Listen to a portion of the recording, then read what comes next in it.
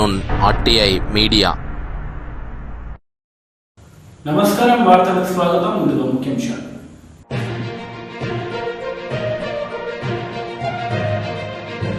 దేశాన్ని పర్యాటక కేంద్రంగా మార్చేందుకు ప్రభుత్వం కృషి చేస్తుందని ప్రధానమంత్రి నరేంద్ర మోడీ స్పష్టం.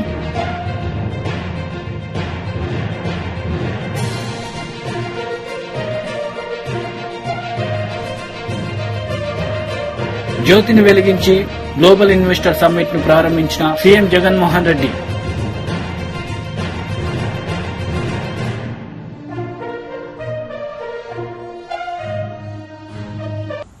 దేశాన్ని పర్యాటక కేంద్రంగా మార్చేందుకు ప్రభుత్వం కృషి చేస్తుందని ప్రధానమంత్రి నరేంద్ర మోడీ అన్నారు.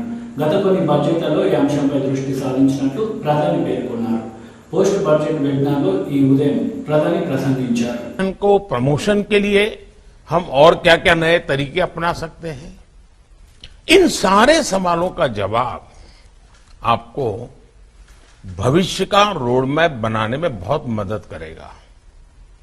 अब जैसे हमारे देश में टूरिज्म का पोटेंशियल बहुत ज्यादा है, coastal tourism, beach tourism, mangrove tourism, Himalayan tourism, adventure tourism, wildlife tourism, eco tourism, heritage tourism, spiritual tourism, wedding destination, conferences के द्वारा टूरिज्म, स्पोर्ट्स के द्वारा टूरिज्म, ऐसे अनेक क्षेत्र हैं. अब देखिए Ramayan circuit, Buddha circuit, Krishna circuit, north east circuit, Gandhi circuit, सब हमारे महान गुरु परंपरा हुई, उनके सारे तीर्थ क्षेत्र, पूरा पंजाब भरा पड़ा है. हमें इन सभी को ध्यान में रखते हुए मिलकर के काम करना ही है. इस वर्ष के बजट में देश में कॉम्पिटिटिव स्पिरिट से, चैलेंज रूट से देश के कुछ टूरिस्ट डेस्टिनेशन को डेवलपमेंट के लिए सिलेक्ट करने की बात कही गई है. ये चैलेंज हर स्टेक होल्डर को साथ मिलकर प्रयास करने के लिए प्रेरित करेगा. बजट में टूरिस्ट डेस्टिनेशन, इसके एक होलिस्टिक डेवलपमेंट पर भी फोकस किया गया है. इसके लिए अलग अलग स्टेक होल्डर्स को हम कैसे एंगेज कर सकते हैं, इस पर विस्तार से चर्चा होनी चाहिए. साथियों, जब हम टूरिज्म की बात करते हैं तो कुछ लोगों को लगता है कि एक फैंसी सा शब्द है, समाज के हाई इनकम ग्रुप से और उन्हीं लोगों को रिप्रेजेंट करता है. लेकिन भारत के संदर्भ में देखें तो टूरिज्म का दायरा बहुत बड़ा है, बहुत पुराना है. सदियों से हमारे यहां यात्राएं होती रही है. ये हमारे सांस्कृतिक सामाजिक जीवन का हिस्सा रहा है. और वो भी जब संसाधन नहीं थे, यातायात की व्यवस्था ही नहीं थी, बहुत कठिनाई होती थी, तब भी कष्ट उठाकर लोग यात्राओं पर निकल पड़ते थे. 4 धाम यात्रा हो, 12 ज्योतिर्लिंग की यात्रा हो, 51 शक्तिपीठ की यात्रा हो, ऐसी कितनी ही यात्राएं हैं हमारे आस्था के स्थलों को जोड़ती थी. हमारे यहां होने वाली यात्राओं ने देश की एकता को मजबूत करने का भी काम किया है. देश के कितने ही बड़े बड़े शहरों की पूरी अर्थव्यवस्था, उस पूरे जिले की पूरी अर्थव्यवस्था यात्राओं पर ही निर्भर थी. यात्राओं की इस पुरातन परंपरा के बावजूद दुर्भाग्य ये रहा कि इन स्थानों पर समय के अनुकूल सुविधाएं बढ़ाने पर ध्यान नहीं दिया गया. पहले सैकड़ों वर्षों की गुलामी और फिर आजादी के बाद के दशकों में इन स्थानों की राजनीतिक उपेक्षा ने देश का बहुत नुकसान किया। अब आज का भारत इस स्थिति को बदल रहा है। जब यात्रियों के लिए सुविधाएं बढ़ती हैं तो कैसे यात्रियों में आकर्षण बढ़ता है, उनकी संख्या में भारी वृद्धि होती है। और ये भी हम देश में देख रहे हैं। जब वाराणसी में काशी विश्वनाथ धाम का पुनर्निर्माण नहीं हुआ था तो उस समय साल में 70-80 लाख के आसपास ही लोग मंदिर के दर्शन के लिए आते थे। काशी विश्वनाथ धाम का पुनर्निर्माण होने के बाद पिछले साल वाराणसी जाने वाले लोगों की संख्या 7 करोड़ को पार कर गई है। इसी तरह जब केदार घाटी में पुनर्निर्माण का काम नहीं हुआ था तो वहां भी सालाना 4-5 लाख लोग ही दर्शन के लिए आते थे। लेकिन पिछले साल 15 लाख से ज्यादा श्रद्धालु बाबा केदार के दर्शन के लिए गए। अगर मेरा गुजरात का पुराना अनुभव है, वहां का भी अनुभव आपसे शेयर करता हूं। गुजरात में पावागढ़ करके एक तीर्थ क्षेत्र है बड़ौदा के पास। जब वहां का पुनर्निर्माण नहीं हुआ था, पुरानी हालत थी, तो मुश्किल से 2000, 5000, 3000 इतनी संख्या में लोग आते थे। लेकिन वहां గ్లోబల్ ఇన్వెస్టర్ సమ్మిట్ ను సీఎం జగన్మోహన్ రెడ్డి జ్యోతిని వెలిగించి ప్రారంభించారు. ఈ సందర్భంగా ఆయన ప్రసంగించారు. It's a proud moment to announce that the state has received 340 investment proposals with an investment of about 13 lakh crores.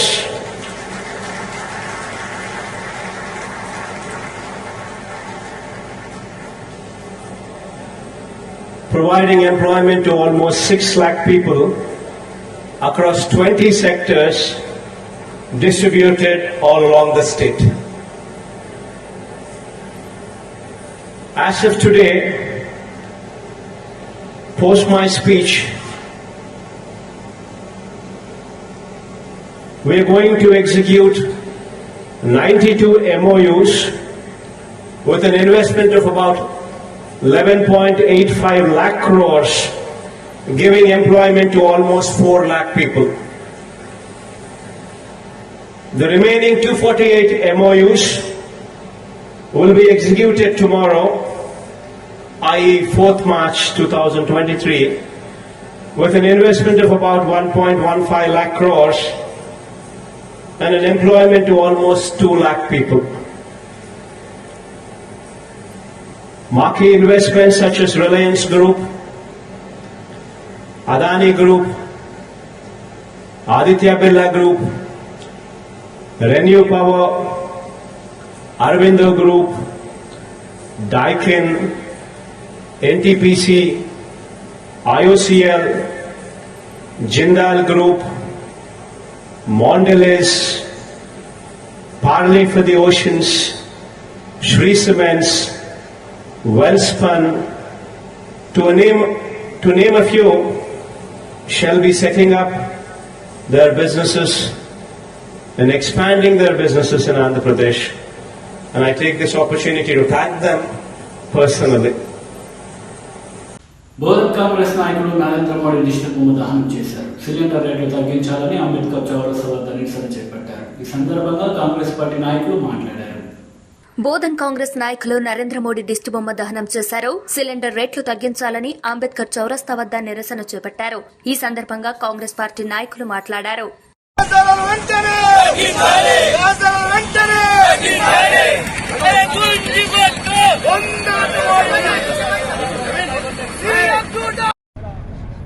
आज बोधन कांग्रेस कमेटी की तरफ से बोधन में जो सेंट्रल गवर्नमेंट गैस को एकदम 50 रुपए बढ़ाया गया है। पहले से ही आवाम के ऊपर, जनता के ऊपर गैस का इतना रेट बढ़ा हुआ है कि इतना बोझ हुआ है कि वो रेट से, उसके बावजूद भी आज फिर 50 रुपए एकदम बढ़ाकर कहा ये government, central government, Modi government ये पब्लिक को हरासा कर रही है, पब्लिक को परेशान कर रही है। जबकि 2013-14 में 400 रुपए का सिलेंडर था तो मोदी साहब ने कहा था कि गैस इतना महंगा कर दिया है कांग्रेस वालों ने, इस देश की जनता क्या खाएंगी क्या पकाएंगे बल्कि उन्होंने कहा था। तो आज उनकी ये दिख रहा नहीं क्या 400 से 10 साल के अंदर 8 साल के अंदर 1200 हो गया है। अब क्या खाएंगे उनकी समझ में नहीं आ रहा नहीं क्या। आज क्या ये भारत देश की जनता पका के नहीं खा रही है क्या, गैस नहीं चला रही है क्या उनको ये समझ में नहीं आ रहा क्या। ये एक चीज नहीं, हर चीज में ये लोग रेट बढ़ाते जा रहे हैं और आराम से घर में सो रहे हैं। केंद्र ప్రభుత్వం బీజేపీ ప్రభుత్వం ఈ రోజు రోజుకి 2 సంవత్సరాలలో ఈ 9 సంవత్సరాలలో 500 రూపాయలు ఈ గ్యాస్ పై పెంచడం జరిగింది। ఈ భారం నేను మోసినట్టే నా దేశ ప్రజలందరూ ఈ గ్యాస్ భారాన్ని మోస్తున్నారు। ఇలాంటి దద్దమ్మ ప్రభుత్వం మనకు అవసరమా నేను అడుగుతున్నా। ఈ రోజు ఈ మోడీ ప్రతి ఒక్కరికి సాయం చేస్తూ అంటూ ఇలాంటి భారాన్ని మోస్తున్న నా దేశ ప్రజలకు నేను ఒకటే చెప్పాలనుకుంటున్నా, ఈ భారాన్ని మనం దించుకోవాలి అంటే కాంగ్రెస్ ప్రభుత్వం రావాలని నా దేశ ప్రజలకు కోరుతున్నా।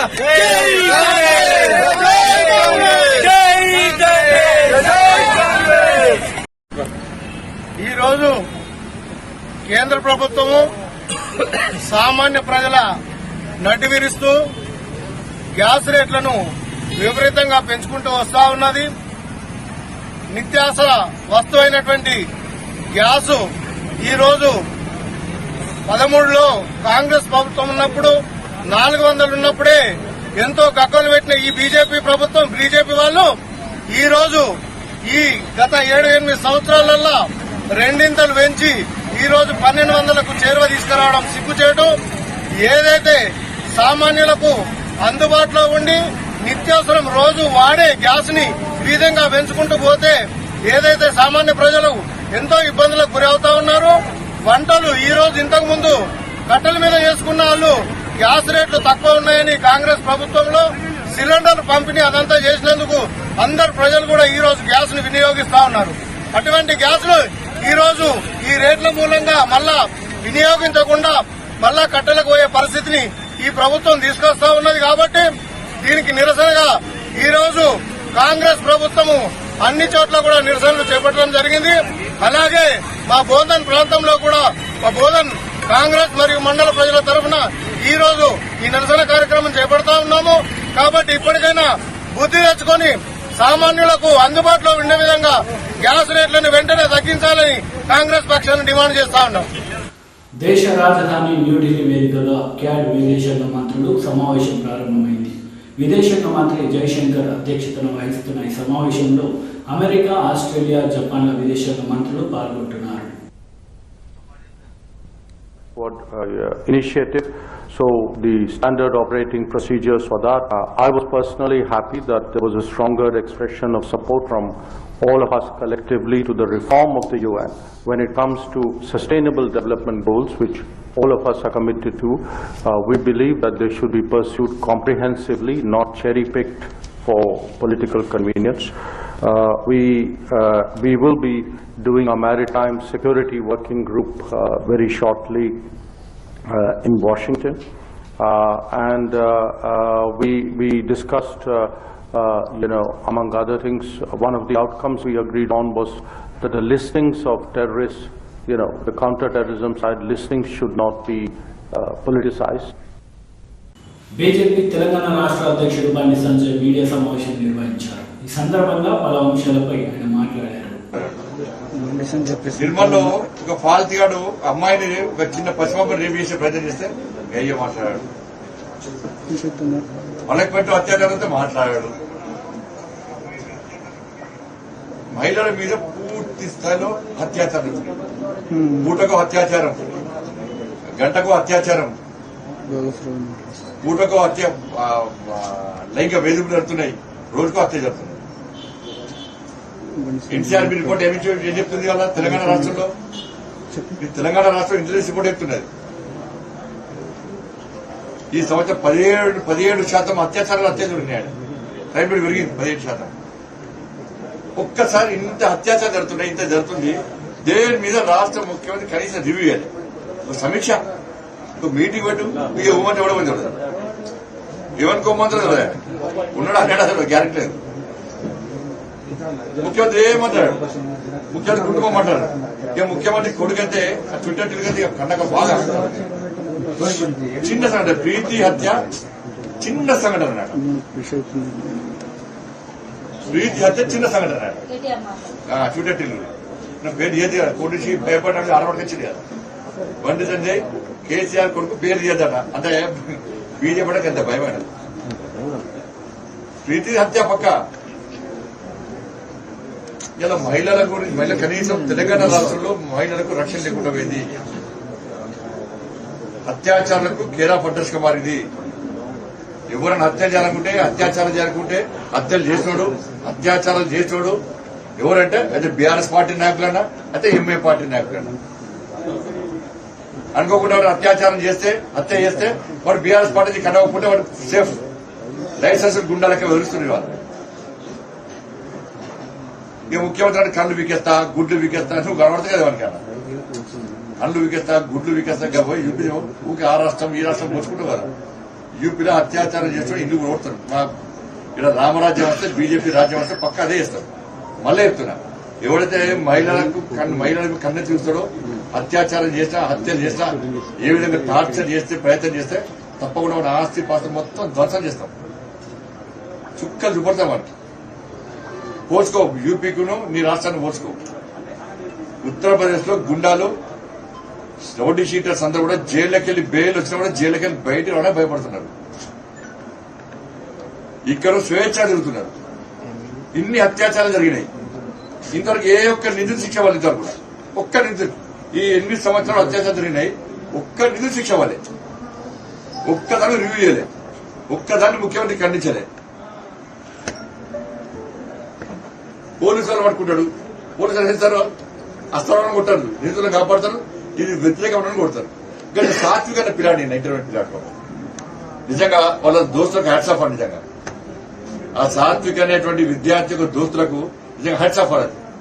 ఆడ ప్రిన్సిపాల్, సూపరింటెండెంట్ వాళ్ళందరూ కూడా ఆ పిల్లాడు సూసైడ్ అటెంప్ట్ చేసుకుంటే తాళం వేసిరు రాకుండా. తాళాలు బద్దలు కొట్టి కనీసం మానవత్వంతో పిల్లాడు ఆత్మహత్య చేసుకునే ప్రయత్నం చేశాడు.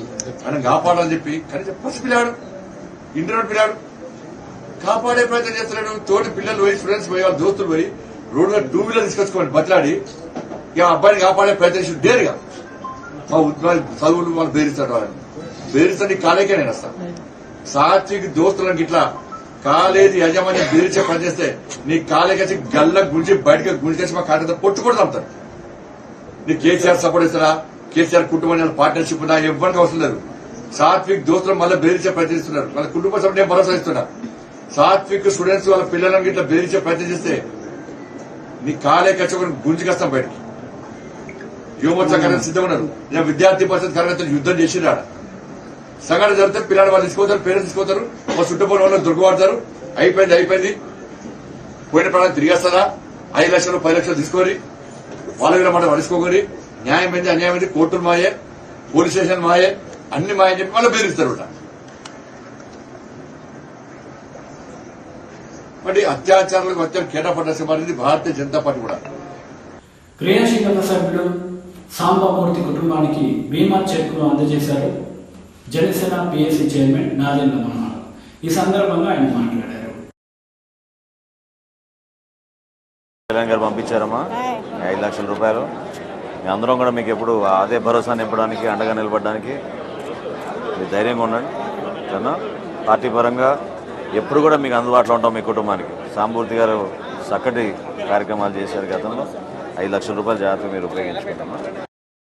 టీడీపీ పోలిట్ బ్యూరో సభ్యులు వాళ్ళ రామయ్య మీడియా సమావేశం నిర్వహించారు. ఈ సందర్భంగా పలు అంశాలపై ఆయన మాట్లాడారు. 2 కళ్ళు తీయించేయండి అంటే 2 కళ్ళు తీసేవాడు. వీరు నాకు నచ్చలేదు, దేశ బహిష్కరణ చేయండి అంటే దేశ బహిష్కరణ చేసేవాళ్ళు. అది రాచరికపు పరిపాలన. జగన్మోహన్ రెడ్డి గారు అనుకుంటున్నారు నేను ముఖ్యమంత్రిని కదా, రాచరికపు పరిపాలన చేయవచ్చు కదా అని అదే చేస్తున్నారు ఆయన. తనకు గిట్టని వాళ్ళని హింసిస్తున్నారు ఆయన. దొంగ కేసులు పెట్టి, తప్పుడు కేసులు పెట్టి చెరసాల పాలు చేస్తున్నారు. చెరసాల అంటే జైలు. అది రాచరికపు పరిపాలన అంటున్నాను నేను. ప్రజాస్వామ్య పరిపాలనలో దీనికి చోటు లేదు. రాజ్యాంగబద్ధంగా నడిచే పరిపాలనలో దీనికి చోటు లేదు. కానీ ఆయన ముఖ్యమంత్రి అయిన దగ్గర నుంచి కూడా తనకు వ్యతిరేకంగా ఎవరైనా మాట్లాడినా, ముఖ్యమంత్రి నాకు ఇష్టం లేదని మాట్లాడినా, ఆయన ప్రభుత్వాన్ని ఎవరైనా ప్రశ్నించినా ఈ దొంగ కేసులు, తప్పుడు కేసులు పెట్టి హింసిస్తున్నారు. గుప్తా, సుబ్బారావు గుప్తా, ఒక ఆర్య వైశ్య కమ్యూనిటీకి చెందిన ఒక వ్యక్తి, ఒంగోలు, ప్రకాశం జిల్లా. అతను గతంలో వైసీపీలోనూ ఉండేవారు. అహో జగన్మోహన్ రెడ్డి అని జేజేలు పలికిన వాడే.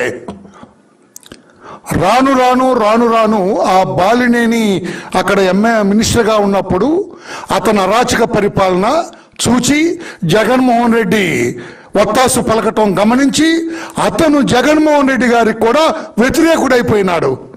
పరిపాలన బాగాలేదు, జగన్మోహన్ రెడ్డి ఇట్లుంటే అయిపోతాడు, జగన్మోహన్ రెడ్డి ఆర్టీకాలో ముఖ్యమంత్రిగా ఉండడు, చంద్రబాబు గారి పరిపాలనే బెస్ట్ అనే రీతిలో మాట్లాడుతూ ఉంటే అతన్ని గుంటూరులో ఒక హోటల్లో ఉంటే ఈ బాలినేని మినిస్టర్, బాలినేని ఆ రోజు మంత్రి, తర్వాత పీకేశారు అనుకోండి, మంత్రిగా ఉన్న అతని అనుచరుడు ఆ హోటల్లోకి వెళ్ళి అతన్ని ఇష్టం వచ్చినట్టు కుమ్మేశారు. అంత వీడియోల్లో చూసాం మనం, టీవీలో వచ్చింది.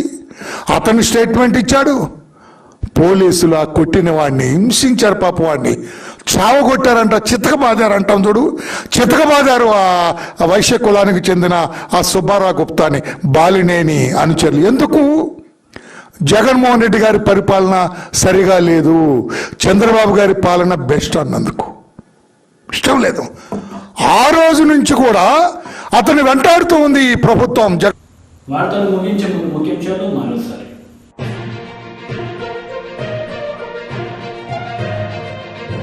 దేశాన్ని పర్యాటక కేంద్రంగా మార్చేందుకు ప్రభుత్వం కృషి చేస్తుందని ప్రధానమంత్రి నరేంద్ర మోడీ స్పష్టం.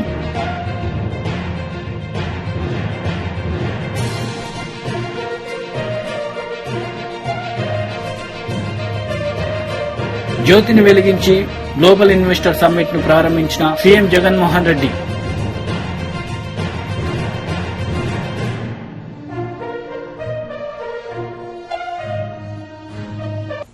ఈ వార్తలు ఇంతటితో సమాప్తం. తిరిగి ప్రసారమయ్యే వార్తలు మళ్ళీ కలుద్దాం. అంతవరకు సెలవు. నమస్తే.